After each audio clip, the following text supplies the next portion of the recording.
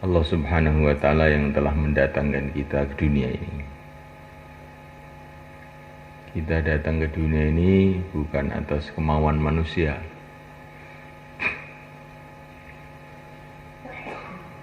Manusia datang ke dunia ini atas kemauan yang menciptakan manusia,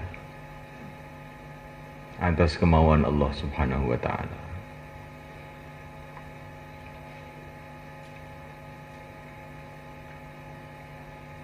Ini betul-betul kita rasakan dalam hati kita, bahwa kita datang ke dunia ini bukan mau kita, maunya Allah. Dunia ini tercipta bukan mau kita. Dunia ini ada atas kemauan Allah.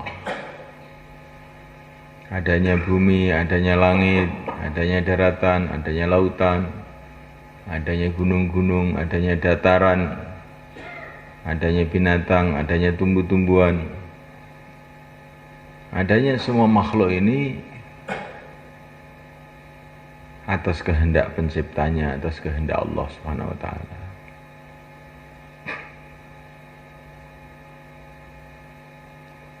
Maka kita ini kalau melihat diri kita ini, yang kita pikirkan tuh apa maunya Allah. Untuk apa Allah ciptakan saya? Melihat bumi, untuk apa Allah ciptakan bumi? Melihat langit, untuk apa Allah ciptakan langit? Begitu juga melihat seluruh makhluk ini. Allahu khalaqa sab'a samawati wa minal ardi mithlahun yatanazzalul amru bainahun لِتَعْلَمُوا أَنَّ اللَّهَ عَلَى كُلِّ شَيْءٍ قَدِيرٌ وَأَنَّ اللَّهَ قَدْ أَحَاطَ بِكُلِّ شَيْءٍ عِلْمًا. Allah telah ciptakan 7 lapis langit, 7 lapis bumi. Dan Allah telah membuat aturan-aturan antara langit dan bumi ini. Tumbuh-tumbuhan ada aturannya, beraneka ragam aturan. Pohon kelapa ada aturannya, pohon mangga ada aturannya. Semua ada aturan, nggak ada yang tidak beraturan. Semua beraturan. Matahari ada aturannya, bulan ada aturannya, bintang-bintang ada aturannya. Termasuk perkara-perkara yang ada dalam tubuh kita ini. Ginjal ada aturannya, paru-paru ada aturannya, hidung ada aturannya, telinga ada aturannya, otak ada aturannya.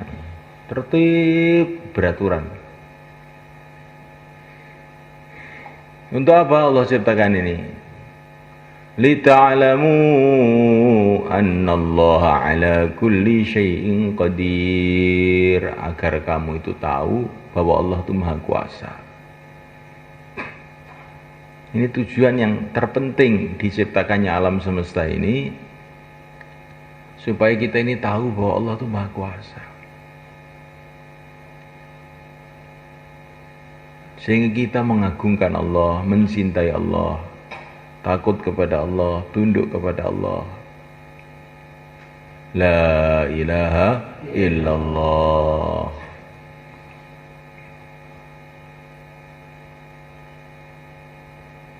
Untuk apa kita diciptakan? Wa ma khalaqtul jinna wal insa illa liya'budun.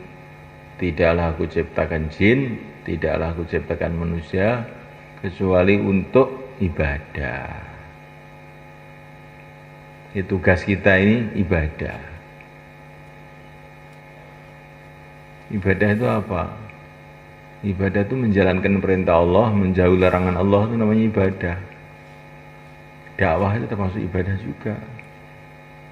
Kalau ibadah dengan makna umum.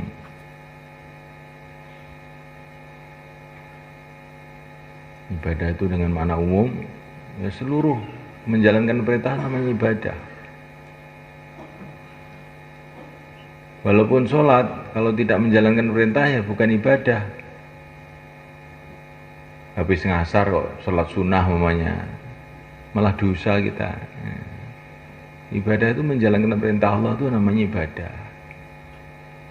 Teman-temannya Idul Adha malah puasa. Di waktu Ramadan nggak mau puasa. Nah, saya sudah Idul Adha sudah puasa kok. Ramadan sekarang gantinya toh. Ini namanya itu seenaknya sendiri, bukan ibadah. Menjalankan perintah Allah itu kan hanya ibadah.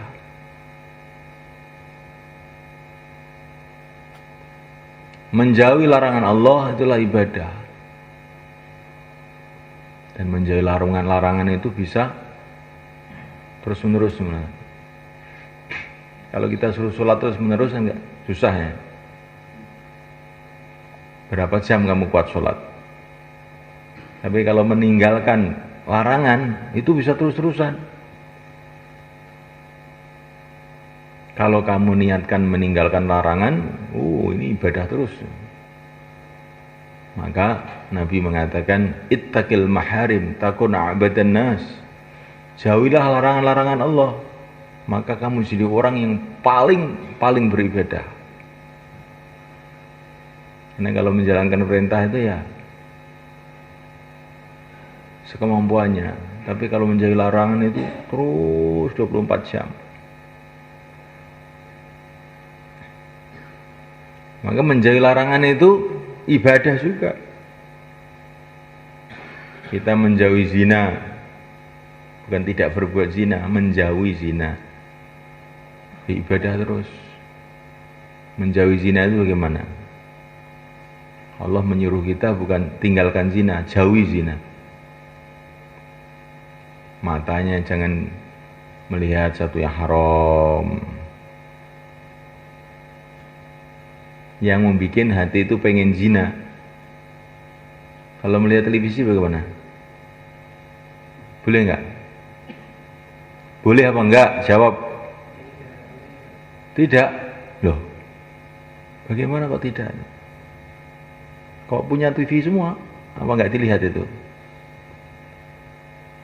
Itu namanya menjauhi matanya, telinganya.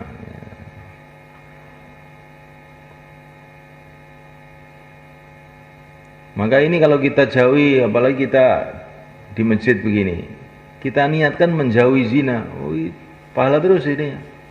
Kita niatkan menjauhi mencuri, jadi pahala terus. Kita niat menjauhi perkara-perkara yang haram, jadi pahalanya banyak ini menjauhi. Karena orang itu duduk saja itu sudah menjauhi banyak maksiat itu. Menjauhi zina, menjauhi maling, menjauhi ngunjing orang, menjauhi apa-apa itu banyak sekali yang dijauhi. Maka kalau orang itu senantiasa menjauhi perkara-perkara yang haram, maka jadi hidupnya itu banyak ibadahnya, itu ibadah jadi yang dihitung ibadah. Menjalankan perintah, menjauhi larangan, itulah ibadah. Ini tugas kita sebenarnya. Insyaallah kita niati semula kan. Makanya kalau ibadah itu jangan tergesa-gesa. Untuk inilah Allah ciptakan saya. Kalau sholat itu jangan tergesa-gesa mau ke sana mau ke sini. Lah kamu tuh diciptakan oleh Allah untuk ini. Kok tergesa-gesa itu gimana?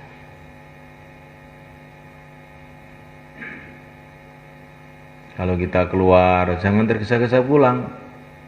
Lah memang Allah ciptakan saya ya untuk ini. Kalau tergesa-gesa mau kemana? Insyaallah mulai kan? Ibadah itu yang tenang gitu, jangan tergesa-gesa. Mau ke sana, mau ke sini, mau ke sana, mau ke sini. Nah, mungkin digawe Gusti Allah kanggo iki kok. Inilah kerja pokok kita, ibadah itu. Kafa bil ibadati syughlan, kata para ulama. Cukuplah ibadah ini sebagai pekerjaan. Ini pekerjaan utama kita ibadah itu.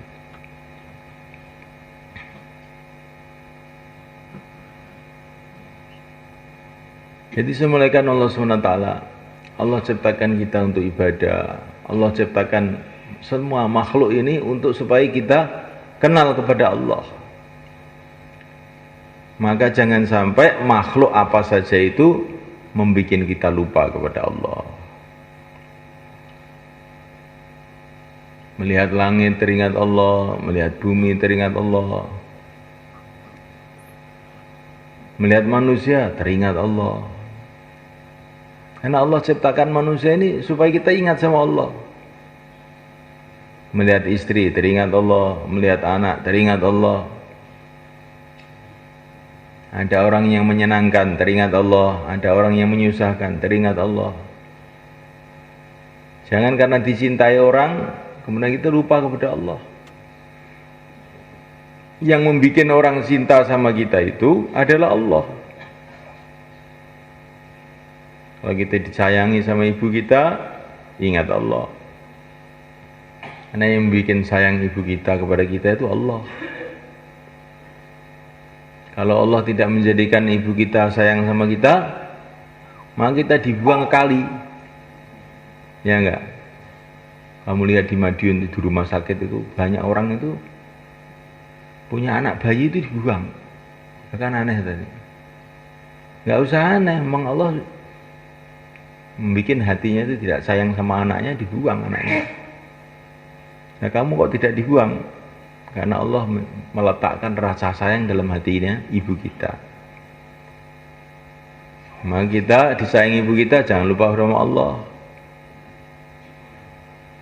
Disayangi istri kita, ingat pada Allah. Jangan gara-gara istri sayang sama kita terus gak keluar, gak sholat jamaah. Nanti kalau Allah rubah istrinya lari bagaimana? Minta cerai, gimana? Kapok kamu. Ya. Karena dicintai terus lupa kepada Allah. Kalau dibenci juga ingat sama Allah. Yang membuat orang benci sama saya itu Allah SWT. Orang yang paling benci bisa saja berubah tiba-tiba jadi orang yang paling cinta. Seperti para sahabat, asalnya benci sama Nabi, tahu-tahu cinta sama Nabi. Jangan karena sakit lupa kepada Allah. Sakit masih bisa sholat, enggak sholat, enggak zikir, enggak baca Quran lagi. Nah, yang bikin sakit itu Allah, supaya kamu itu ingat sama Allah, kamu malah lupa. Sakit tambah mempeng, insyaallah bang ya. Nah, yang bikin kita tua Allah SWT. Supaya apa? Supaya tidak betah di dunia ini. Saya sudah tua, jenggot sudah putih, mau diberangkatkan ke akhirat saya ini. Nah, yang bikin tua itu Allah. Jangan tua membuat kita lupa kepada Allah. Saya sudah tua Pak, gak usah ke masjid. Loh, sudah tua Pak, malah gak ke masjid gimana? Ini dakwah ini bagiannya yang muda-muda, yang tua bagiannya tidur saja Pak. Kalau ini mentua, lah iya Yesus tua gue, sing tenanan. Insyaallah Pak ya. Gitu. Kalau kita jadikan muda, jangan lupa kepada Allah. Itu muda masih kekar, bisa njotos orang, mampus, semua orang dijotosi. Nah, yang membuat kamu kuat itu Allah SWT. Gunakan kekuatan kamu untuk taat sama Allah. Begitulah semua makhluk itu harus mengingatkan kita pada Allah. Akhirnya kita ini ingat terus kepada Allah dimanapun kita berada. Udzukurillah 'inda kulli hajarin wa syajarin, kata Nabi. Ingatlah kepada Allah ketika ada batu, ketika ada pohon. Mana tempat gak ada batu? Mana tempat gak ada pohon? Di mana saja ingat terus sama Allah. Jadikan batu-batu semua di dunia ini jadi tasbih. Batu dunia jadi tasbih. Kalau ingat, kalau melihat batu, ingat Allah. Jadikan semua pohon itu jadi tasbih. Di mana saya lihat pohon, ingat Allah. Jadikan seluruh alam semesta ini jadi tasbih semuanya. Ada hembusan angin, ingat kepada Allah. Ada panas, ingat kepada Allah. Ada dingin, ingat sama Allah. Terbit matahari, ingat kepada Allah. Tenggelam matahari, ingat kepada Allah. Keluarnya nafas, hembusan nafas keluar masuk, ingat Allah. Kedipan mata kita mengingatkan itu ada Allah. Aliran darah kita mengingatkan kita pada Allah. Nah, ini baru kita ini kenal kepada Allah namanya. Kalau apa-apa bikin kita lupa pada Allah, nah itu namanya kita ini salah kita ini. Namanya belum kenal sama Allah, bahaya. Insya Allah kita belajar gitu cuma kan. Nah, jadi Allah ciptakan dunia ini hikmahnya atau faedahnya yang pertama supaya kita kenal kepada Allah. Jangan sampai dunia ini melupakan kita kepada Allah. Terus menaikkan hikmah yang kedua, faedahnya yang kedua, tujuan yang kedua. Allah ciptakan dunia ini untuk tempat ujian buat kita.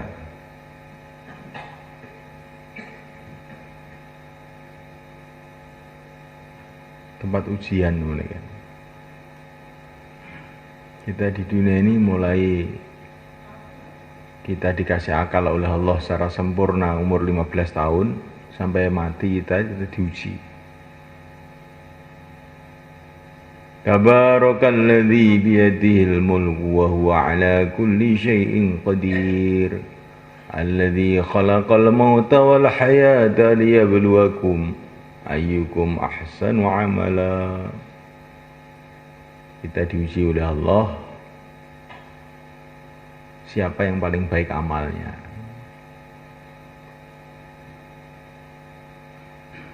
Kita ini diuji terus 24 jam diuji oleh Allah.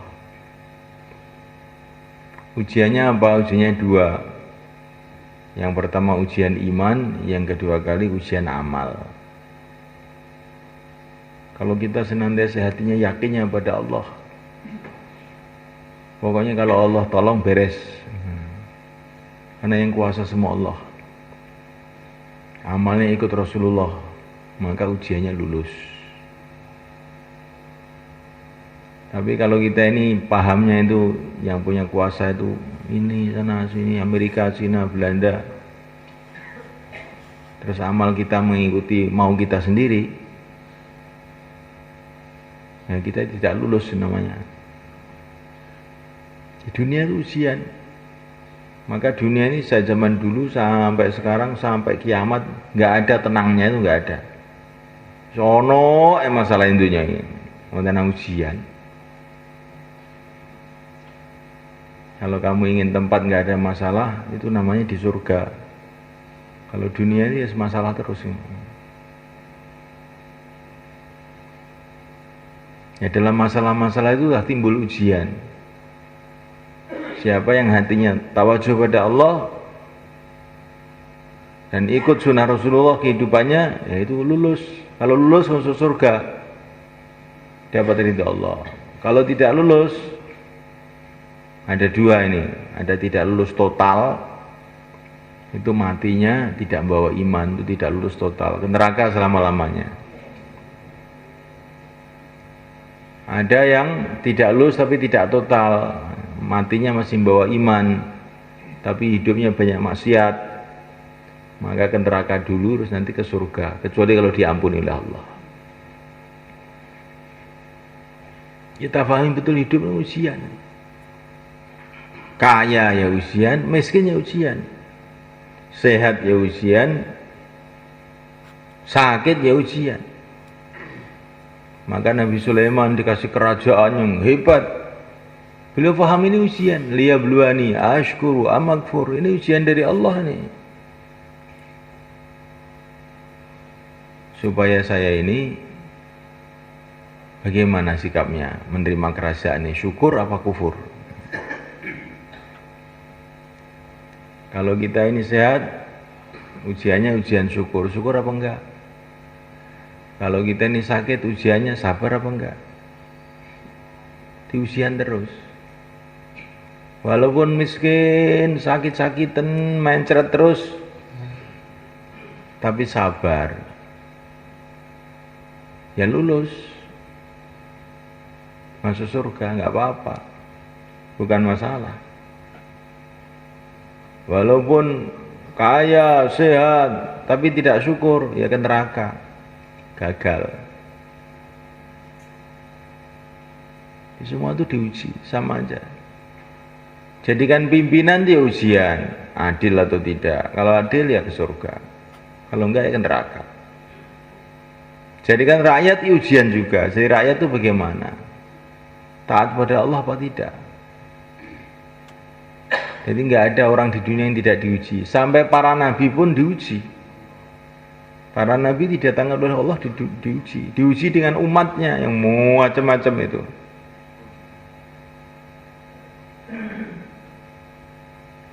Allah berfirman kepada nabinya yang mulia baginda Muhammad SAW, innama ba'atsuka liabtaliyaka wa abtaliya bika. Aku mengutus engkau, hai Muhammad, saya ingin menguji kamu dan menguji umat dengan kamu. Kamu saya uji, umat macam-macam sabar apa enggak. Umat juga diuji dengan nabinya, mau taat apa enggak. Yang bayan diuji, yang dengar diuji. Yang bayannya lurus apa enggak. Yang dengar itu ngantuk apa melek. Nah, ujian juga. Jadi kamu itu diuji. Kalau dengar bayan kok ngantuk, berarti itu gagal. 0, nilainya 0. 0 putul. Kalau dengar tapi ditasil nggak mau berdiri, 5 nilainya. Kalau dengar taskil siap 4 bulan 10. Setelah 4 bulan kok tertib 20. Nah, nilai kok 20 iya, pakai dewe. Jadi kita yang terus diuji. Sudah keluar itu pun diuji juga. Kalau keluar kok masih bawa HP, nah, nilainya 5. Nah. Keluar kok matanya melihat perempuan di jalan, 3 nilainya 3. Kalau taklim ngantuk, 1 nilainya. Bagaimana soalnya? Diuji terus. Setelah selesai keluar diuji lagi. Terakhir ujian itu ketika mati. Ketika sakaratul maut, kok ingat pada Allah, taat pada Allah, nah itu la ilaha illallah. Ini ujiannya itu banyak lulus. Tanda-tanda ujiannya lulus 100%. Ya diuji terus. Maka saking sayangnya Allah kepada umat ini, umurnya dikasih pendek. 60 tahun, 70 tahun. Kalau umat dulu umurnya ratusan tahun, ada yang 1000 tahun. Bahkan ada yang lebih. Di ujiannya panjang jadinya. Kalau umat ini sudah 60 tahun saja cukup. Jadi umur pendek itu dari satu segi nikmat juga. Wah, mati dia baik. Ya, alhamdulillah ujiannya serampung. Ujiannya sudah selesai. Kalau mati dengan la ilaha illallah.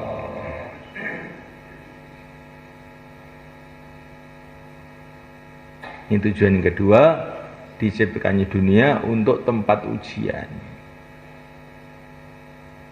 Semua orang diuji.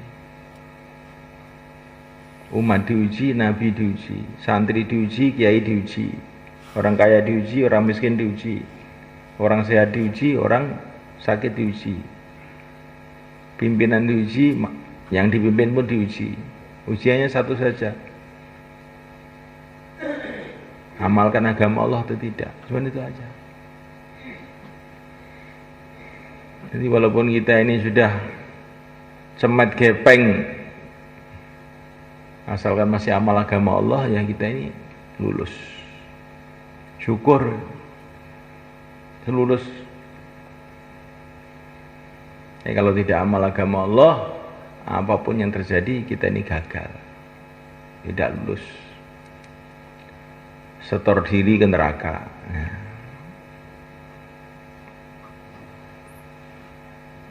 Maka orang itu yang dilihat itu nanti, jangan melihat sekarang. Nanti itu manusia itu hanya cuma dua golongan saja. Fariqun fil jannah wa fariqun fis sa'ir. Sebagian ke surga, sebagian ke neraka.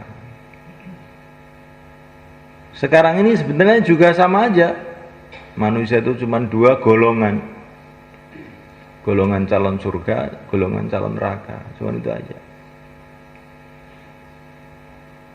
Makanya walau orang itu miskin, tapi kalau berjalan kok menuju surga, pantas kita ini kagum. Ya, walaupun kaya, raja, pinter, tapi kok jalannya menuju jurang neraka, kita harus kasihan sama orang seperti ini. Insyaallah kan? Dilihat tuh akhirnya. Jangan kita lihat sekarang saja. Baru kita bisa berpikir yang sehat. Yang pertama, diciptakan dunia supaya kita kenal kepada Allah. Yang kedua, untuk ujian. Ada yang ketiga ini. Yang ketiga itu, Allah ciptakan dunia ini, kata para ulama itu, supaya kita ingat akhirat. Di Quran juga ada. Afara'aitumun naral lati turun antum ansha'tum syajarataha am nahnul munsyi'un nahnu ja'alnaha tadhkirah. Jadi api yang ada di dunia ini untuk mengingatkan kita kepada api di akhirat ini. Kesenangan-kesenangan di dunia ini supaya kita ingat kesenangan di akhirat. Kesusahan-kesusahan di dunia ini supaya kita ingat kesusahan di akhirat. Oleh karena itu Allah jadikan dunia ini kesenangan itu sedikit, yang keroyokan banyak, yang berebut banyak. Supaya apa? Supaya kita yang ada semangat, nggak usah keroyokan. Saya mau cari kemana ke kesenangan yang banyak aja di akhirat. Allah ciptakan batu, yang batu mahal, intan, virus, apa itu, jamrud, itu sedikit. Supaya orang itu keroyokan. Dan supaya orang iman terus. Nggak mau saya berantem, saya amal agama saja, nanti saya punya istana dari intan di surga, insyaallah kan.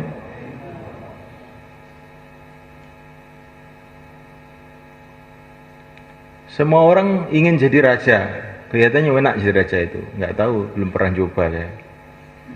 Kelihatannya enak, kelihatannya, mungkin juga malah pusing, nggak tahu. Tapi raja itu ya satu kerajaan cuma satu orang. Satu Indonesia presidennya satu saja. Supaya bagaimana? Kita nggak usah daftar jadi presiden. Kalau kita daftar jadi presiden nanti banyak kecewa. Yang jadi satu tok. Kita daftar jadi presiden di surga aja, semua bisa jadi sana.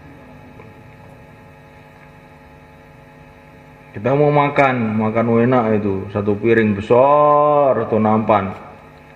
Di situ ada panggang, sate, gulai, ya enggak. Makan baru 10 suap, perutnya sudah penuh. Sebenarnya enak, tapi sudah kenyang. Ya. Hanya kita ingat surga, nanti di surga itu makan berton-ton, beribu-ribu ton, nggak ada kenyangnya. Nah, hanya kita ingat surga.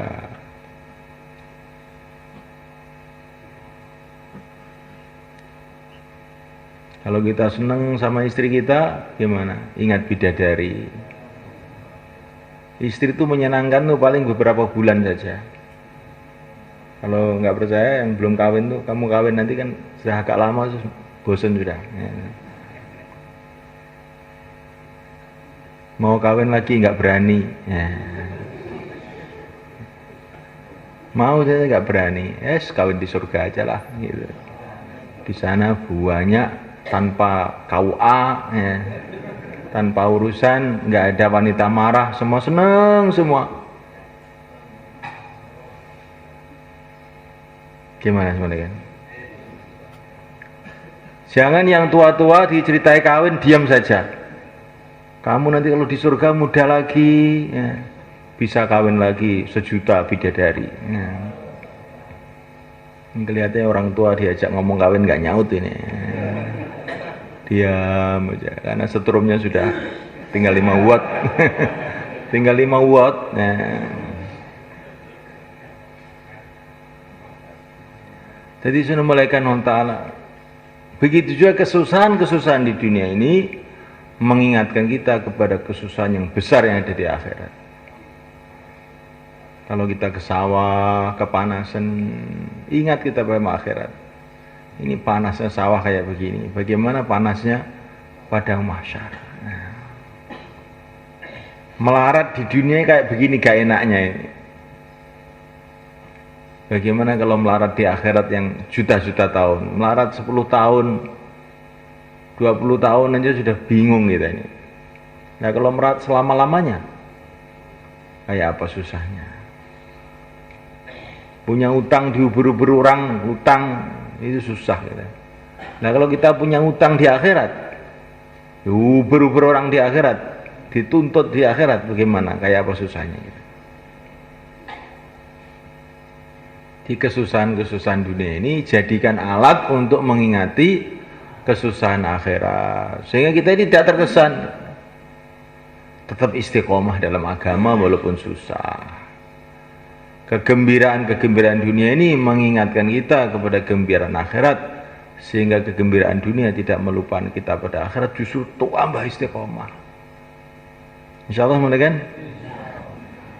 Jadi minimal paling sedikit kalau melihat dunia ini ingat 3 perkara ini. Insyaallah kan? Ingat ini kepada Allah, ingat kalau ini ujian, ingat akhirat. Pokoknya ndelok napa wonten donya ini sampean kelingi 3 ngoten niku. Iki ini Gusti Allah, ngelingi aku ning Gusti Allah. Iki ujian. Aku ngadepi perkara iki gojekan agama apa ora? Iki ngelingi aku ning akhirat. Pokoke ndelok napa mawon ngoten niku, ndelok sawah, ndelok bojo, ndelok anak, ndelok masjid, ndelok pasar, ndelok napa mawon, kelingan Gusti Allah, kelingan iki ujian, kelingan akhirat. Nek ngoten niku selamat kita insyaallah. Nah supaya kita ini selalu ingat 3 perkara ini bagaimana? Kalau selalu dakwah, selalu taklim, selalu zikir dan ibadah, dan kasih sayang satu sama lain dengan akhlak yang baik. Ini 4 ini. Kalau nggak ada dakwah kita ini lupa terus. Kalau nggak ada taklim kita ini nggak ada berita akhirat. Kalau nggak ada zikir ibadah kita ini jauh dari Allah. Kalau nggak ada kasih sayang, khidmat satu sama lain, kita nggak bisa mikir agama, berantem terus, nggak bisa mikir agama. Maka 4 ini harus ada supaya kita selalu ingat ini. Harus ada dakwah biar kita ingat. Dakwah itu untuk mengingatkan fungsinya itu. Harus ada taklim biar dengar berita akhirat, berita dari Allah dan Rasulnya. Kita harus ada ibadah supaya kita dekat kepada Allah.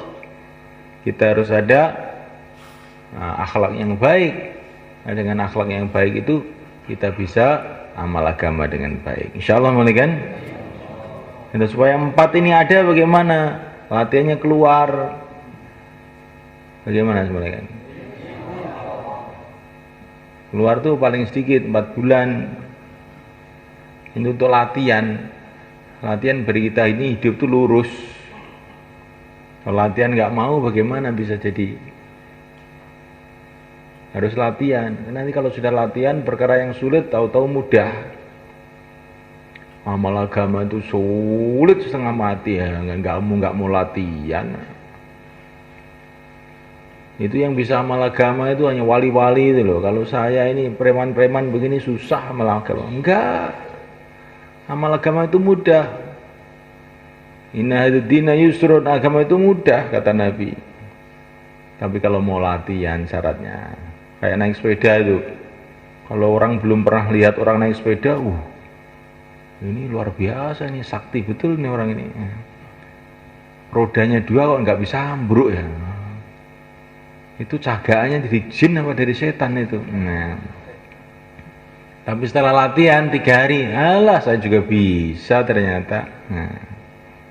Agama itu begitu soalnya kan. Kalau orang mau latihan mudah.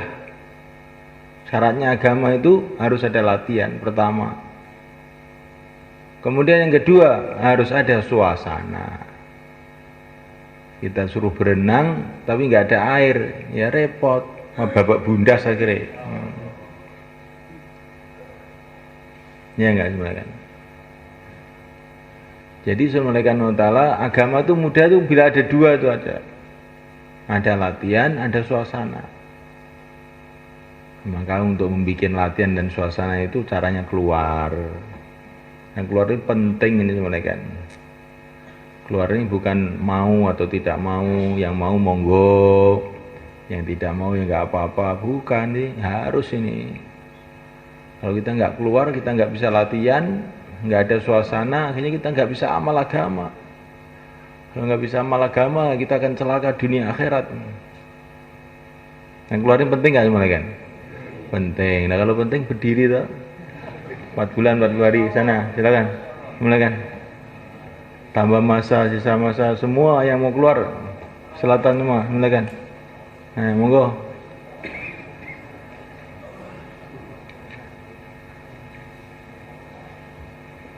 Ya mau keluar semua silakan semua, selatan. Sing setahun mana ini kumpul setahun. Setahun. Setahun kumpul sana. Insyaallah sedene atau insyaallah nggih. Ya Allah. Saniki salat isyraq nggih. Salat isyraq terus wiritan. Bar wiritan musyawarah. Nggih, monggo. Salate sing dawa susu. Nek ra khusuk di khusuk-khusuk ne sing dawa maca kulo ping 1000 napa pinten.